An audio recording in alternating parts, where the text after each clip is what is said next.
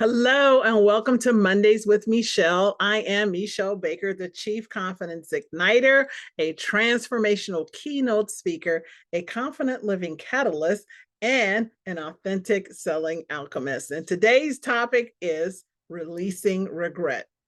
I want to begin with the definition of regret. So, regret is this emotion or feeling that one harbors. So, it feels like sorrow, woe, anguish, grief, or disappointment. And it's generally around something that didn't transpire. It's a mistake that was made, something that didn't happen, or maybe something that did happen. What basically a person is doing is holding on to what went wrong. They are telling themselves the story, and I should say we people, because I've had regret in my life.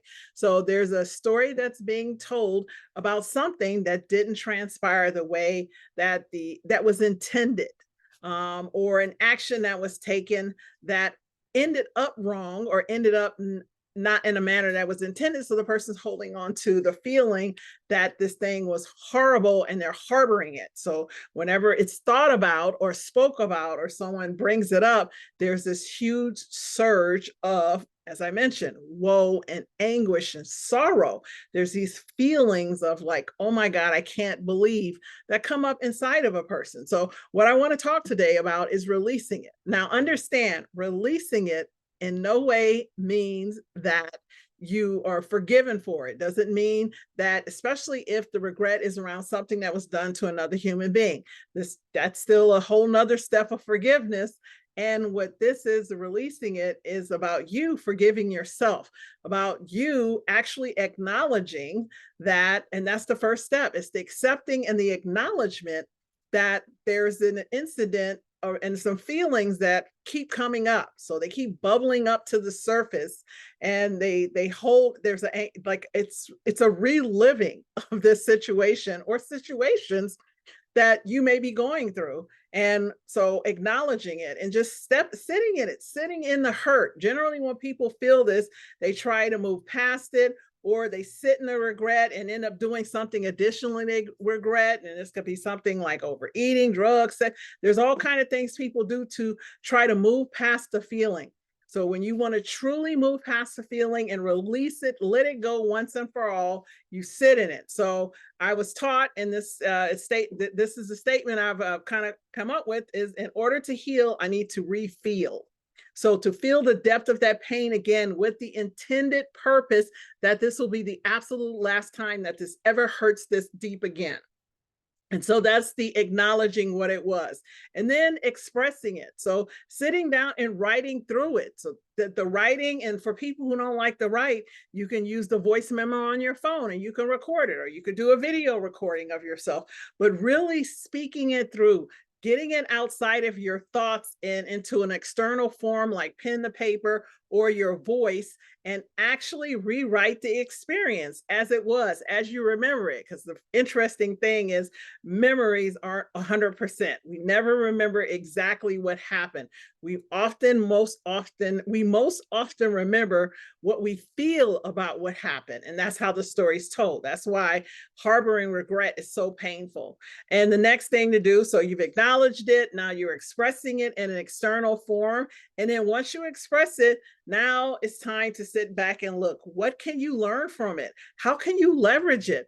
Remember, if you truly understand, if you created a big dream, see above me the big dream, if you created a big, hairy, audacious dream and you're moving towards that dream, you will understand that everything in life has happened for you. Now, and that's where regret tends to stem from, is when you don't have something you're looking forward to, when there's not something you're attempting to create, something to better yourself or your life or your family's life. That's why people get stuck. It's like quicksand. They just get stuck in the past. So when you have a favorable, powerful future that you're looking forward to, that is one of the quickest ways to move past regret. When you are doing things that help you feel proud of yourself and that big dream future, that big, hairy, audacious future, you will more than likely stop harboring those feelings. Your mind can only hold and capture so many thoughts in a day, even though there are a lot of thoughts, anywhere from, they say, about 20 to 60, 70, even 90,000 thoughts in some cases. when your mind is full of the big dreams, it won't have time to sit back and think about those regrets.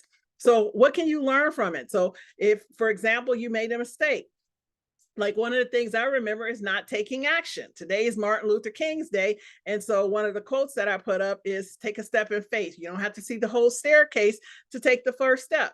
Now, we're not all, most of us don't take 100% of the steps that we want to take.